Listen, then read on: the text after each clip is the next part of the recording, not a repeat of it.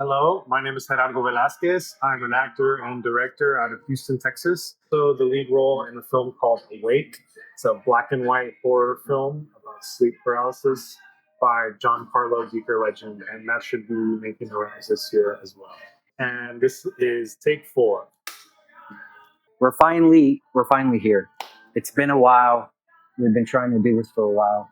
Let me start with Garden of Adam, cause holy fuck, I've been going through it the past couple of days. So when I saw it today, it hit me where it needed to hit, and I really want to explore a little bit, as much as you're comfortable, about what that grief means to you.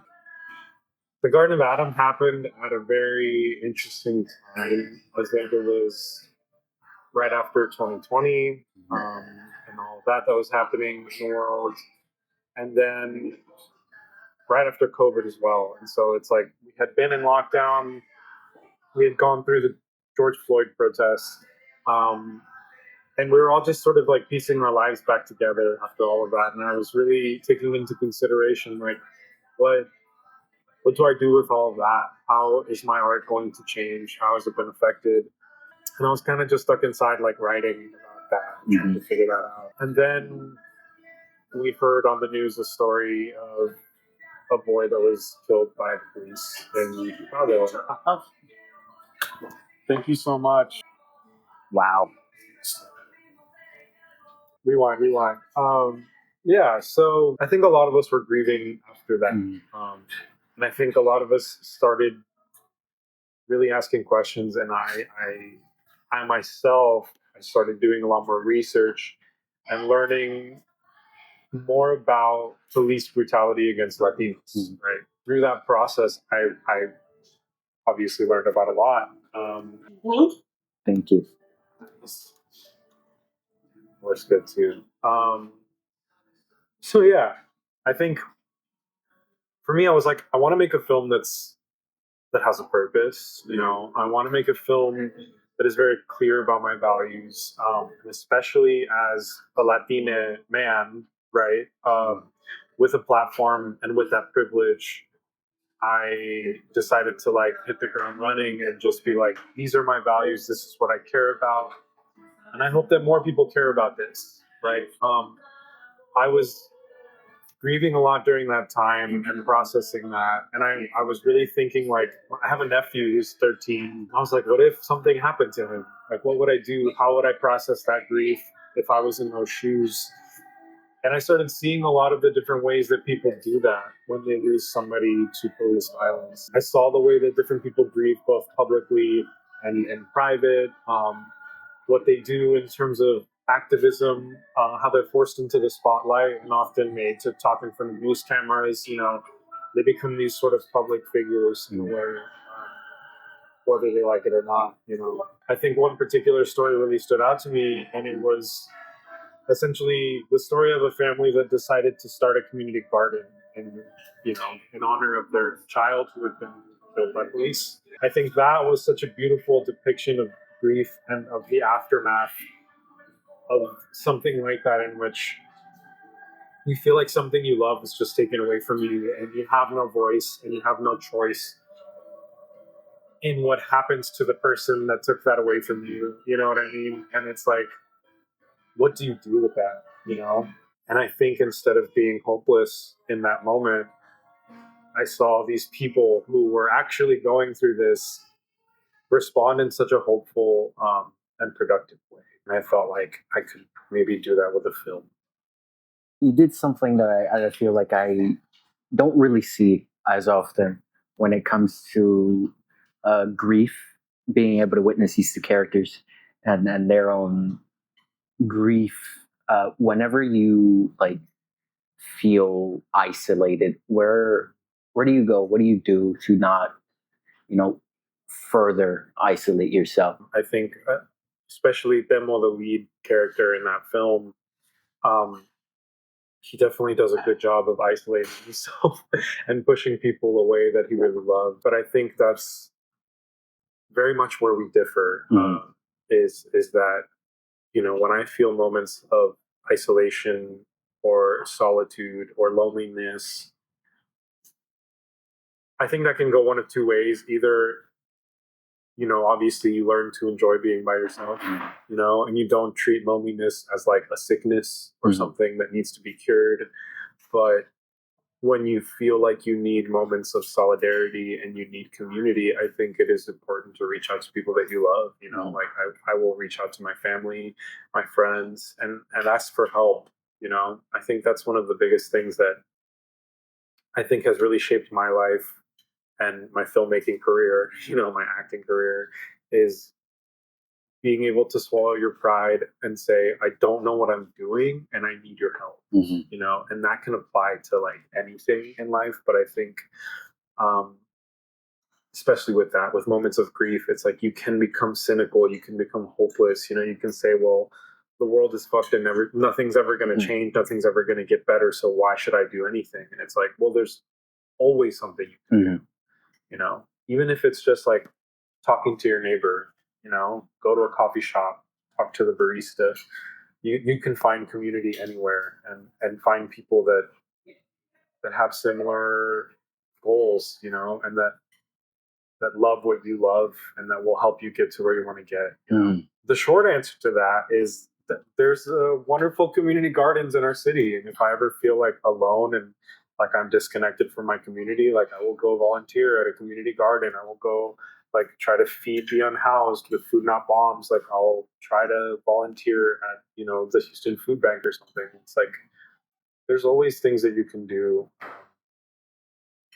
Yeah, I feel like people, I guess, not to get too like old head boomer, but social media definitely, as much as it connects us, it's also helped made us feel so small and so isolated. It's at sometimes where it becomes really difficult to find those communities. This looks really good. I need to. We need to eat some food. Yeah.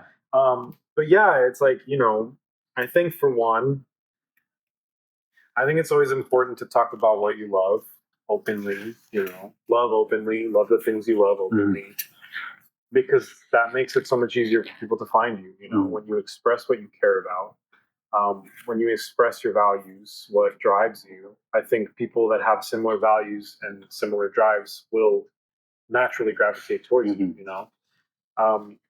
So that's a beautiful thing about the Houston Latino Film Festival is that like, if you're a Latina person in Houston and you love film, like you go there and then you'll make like friends for life, and that's what has been a lot of my career and a lot of the stuff that really does keep me afloat, because this shit is hard. Like it's extremely hard. I've been doing this for a long time, and it's the people that I love that I've met along the way. I know it's like so corny to be like, it's the friends we make along the way, but it kind of is like low key. It's like, that is what sustains you. What we got to do is just be brave enough to explore the things you love around other people. Yeah. And eventually you'll find the people you're meant to be around and able to grow with. What are the decisions behind, deciding, oh, I'm going to write and direct this, but I'm also going to act? Man, I mean, for one, it's cheaper. Instead of having a writer, a director, and an actor all separate on the payroll, I could just do all those jobs. But no, I think for the Garden of Adam, it really came down to what I wanted to see on screen. It came down to representation. It came down to what does it look like for a Mexican man to play that role with grief and with vulnerability, and I felt very confident that I could do that. I felt very confident in my abilities that I can do that. I think a big part of that was, what have I not seen on screen? And I think it was that. It was the story of a Mexican / Latina family grieving the loss of a child to police violence, Like, I'd seen a lot of trauma. I've seen a lot of stories about us that depict violence and torture and pain, but it was always in such a gruesome way. It's always in such a sort of exploitative way that just feels like Do we really got to see? Like, yeah, the let's eyes? just abuse brown Yeah. bodies on screen, and you can just sit there and watch that. You know, it's like I didn't want to do that, but I also didn't see anyone else doing that, and so for this one in particular, I really felt the need to like write. I don't think I want to do that with every role. Yeah. It's extremely stressful. Yeah. And I think there's a lot of things I could have done better. I think there's a lot of things that I didn't do perfectly. Mm-hmm. But at its core, I think what it does is it encourages people, or at least asks the question, like, what does fighting back look like to you? Mm-hmm. And I think just encouraging people to ask that question, Yeah. to figure that out for themselves, is what I want to do. And I think that's also a thing people have with this idea of like revolution, protest, what it means to make change. Yeah, absolutely. And I think film and stories certainly have a impact on that. I feel like everyone's been fed this idea of like Hunger Games. Absolutely, yeah. And I think a lot of people think like revolutionary ideas will lead to like violent overthrows, you know, to like throwing Molotov cocktails and starting fires and shit. It's like, you know, there is a time and a place for marching, and for protesting, and for making your voice loudly heard, for making people uncomfortable, you know, like that's the whole point of a protest, is that it inconveniences people and it makes people uncomfortable. It's like, damn, why are you making me late to work? Exactly, right? And, you know, oftentimes they bring police out and it gets violent, you know? And so when you think revolution, you have to be prepared for violence, sure, because oftentimes revolution is very violent, but also for your fellow people and your neighbors, you know, and the other humans that you haven't lost hope for, that you theoretically want them to join your side. Yeah. There has to be a degree of softness there. There has to be like gentleness in that conversation. There has to be honesty overall. You know, I think that is the most important thing. But I think the idea that you have to like win an argument, or you have to like win or like hurt other people to get your point across doesn't necessarily. It's not about like being right. Yeah. It's about. It's not about being right. It's about change. Yeah. It's about like making life a little bit better. Exactly. For everyone. Exactly. You know, not like, just for this status quo. Right. Exactly. It's like, and there's many small things you can do to change, you know, to change the way that you live your everyday life. It is as simple as just like, picking up the groceries for someone, or doing something small like that. But real life action. Yeah. You know? Yeah. And even I get sometimes stuck in my head about, oh, I can do more, when it's not about doing something bigger or anything like that. It's about doing the small things, trying to be there for people, trying to connect. Because as much as they try to like keep us quiet, keep us afraid, it's love and connection and community that really keeps us going and has been keeping us going. I want to know about your influences. What are some of the films or filmmakers or anyone dead or alive who's kind of like been a thing, or someone you've seen that kind of pushed you towards this path? Yeah. Man, I think one of the biggest influences for me was Moonlight by Barry Jenkins. Yeah, I think like I don't think any film is perfect, obviously, but I think I learned a lot the first time I watched it, and I watched like 4 or 5 times in theaters when it came out, and I think for me it really opened up the question of what is masculinity, you know, and made me start to realize that there isn't just one interpretation of that. Um, and so it really shaped my own self-image and the way that I viewed my development throughout life, and how I became like the man that I am today, and what that means, especially within our culture. Because in that movie, you know, you see the character Little go throughout his life questioning whether he's gay or not, and then also living in the hood and trying to figure out how he, as a black man, can exist and safely exist in that universe. Um, and you see him all the way until he becomes this adult who has this outward exterior that people often see as like threatening or as hostile, you know. And there's so much softness trapped within that person that is like trying to get out.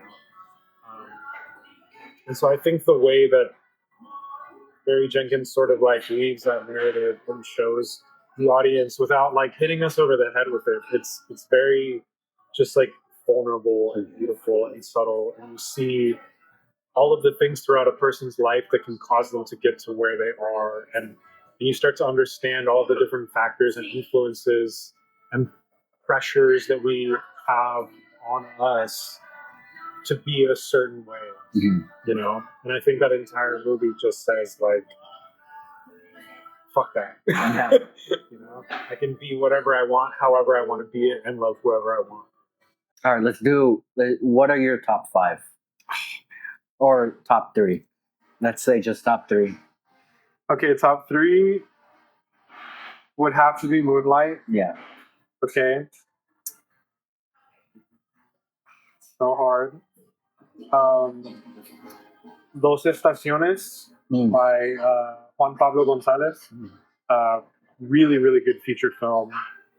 It's basically about a woman who owns like a tequila farm, and the agave starts to like catch like a disease, and the crop starts dying, and she starts getting really desperate as to what to do about the situation. And she hires like a young woman to sort of be her secretary and like help her out throughout this time. And you start to see this woman in a way like sort of long for this other woman, you know, and like exploring her love and like sexuality at like an older age. Like she's a doña, like she owns like a giant distillery, you know, like she has a position of power. And even in that film, like she's so scared to be vulnerable. And little by little, you see her open up.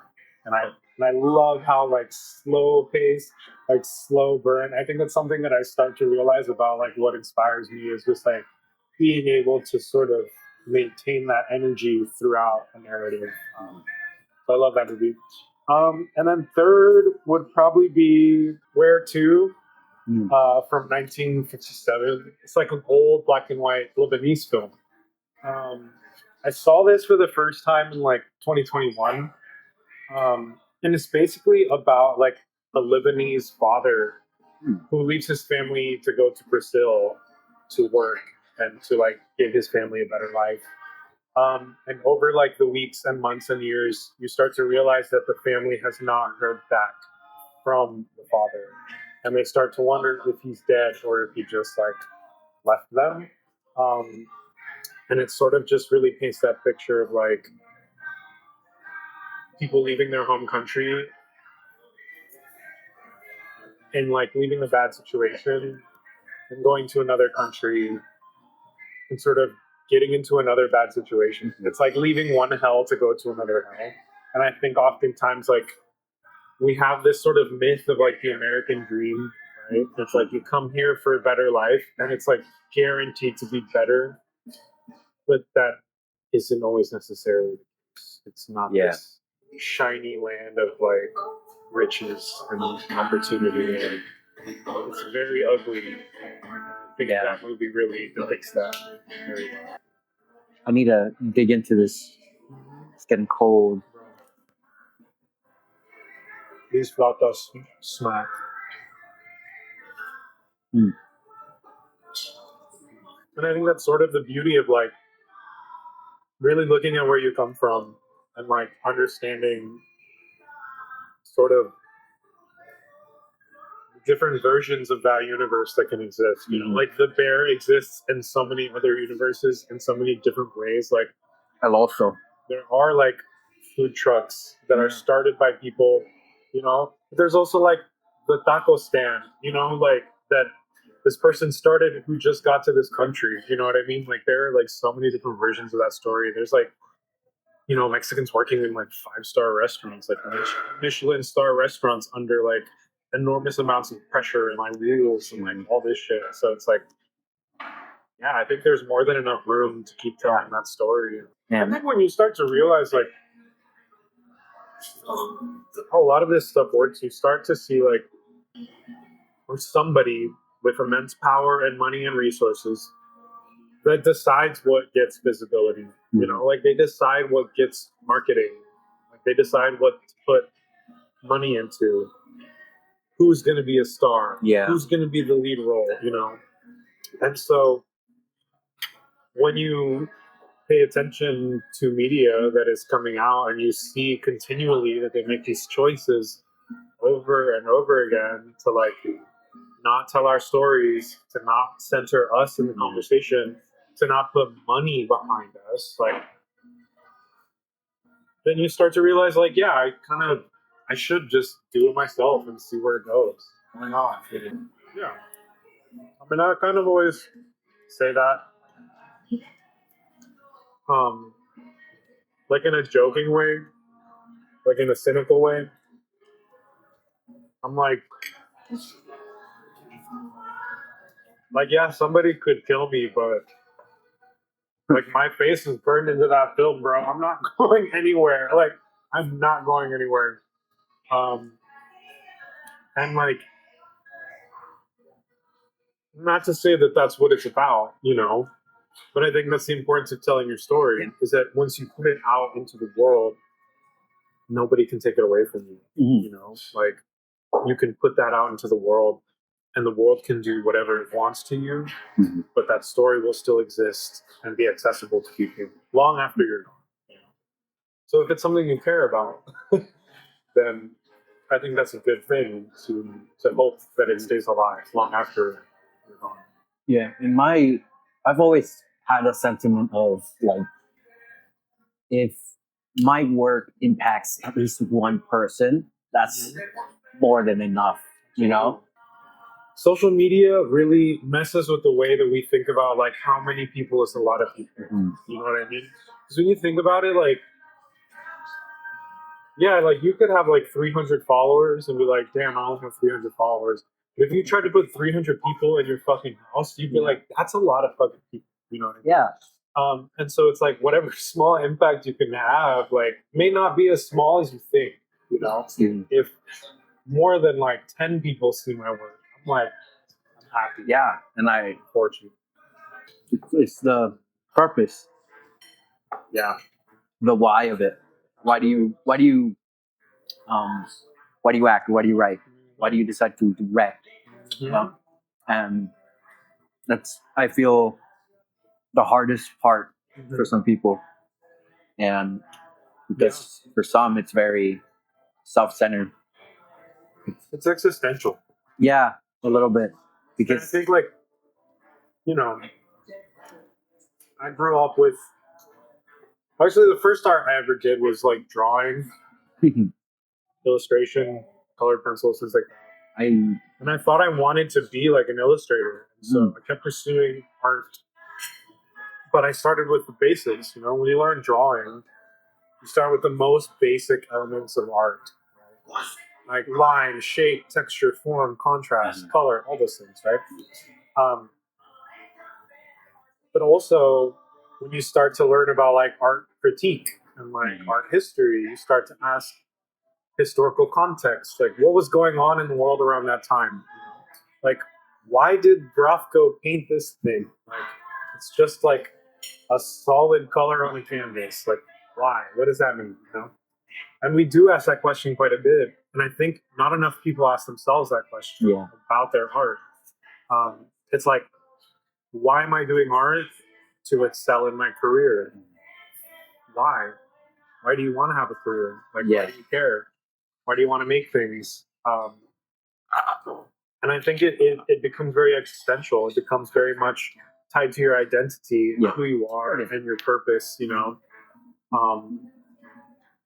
yeah, I think for me, Yeah, just I want to inspire people to fight. Mhm. Like that's what I do. That's why I do it. That's my goal. It's like here's how to fight. I'm gonna do it Mhm. loudly and openly, and I hope that next time you see that speaking up is not the end of the world. Like speaking up and facing pushback is not the end of the world. Like conflict, all of those things, like opening up and having a conversation will inevitably lead to change. And that's what I want is I want to inspire people to fight. Like that's it. It's like if my work, whatever it ends up being, doesn't just change your mind but change your behavior, then that's awesome. Like, that's what I want. Like if it makes you want to get out of your seat, like turn off the TV or whatever, turn off the movie and go do something in the real world, like that's what I want. And I think that is a very simple goal, Mhm. and very hard to lose sight of. Despite all the bullshit, it's like whenever I'm having a hard time or some bullshit's happening, somebody's trying to bully me or something, I'm just like, yeah, but this is why I'm here. It's not for me; it's for other people. You know, art is a gift, right? Like when you meet an artist, you're like, yeah, you have a gift, right? Like that's a gift, and it's like gifts are meant to be given to other people. Yeah. It's that simple, to me at least. I think you've pretty much just answered my last question, which was, why do you create? Yeah. And that's essentially what you did. But I think that's a beautiful way to put it.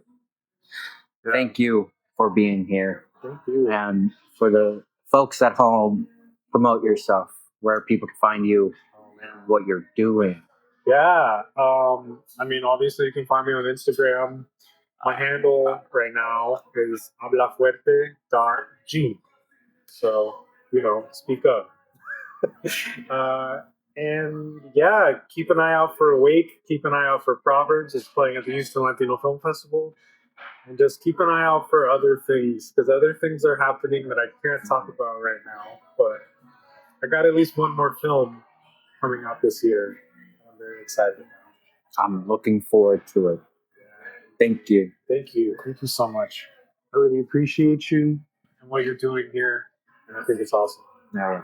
And the flautas are bomb. So Yeah, I'm glad. Yeah, this nachos. That's the carne asada was so good.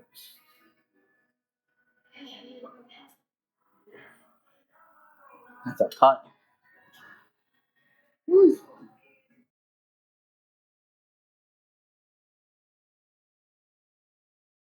I need more of this food though. Bro. How long have we been going? How long have we been going? 36 minutes. Okay. Okay.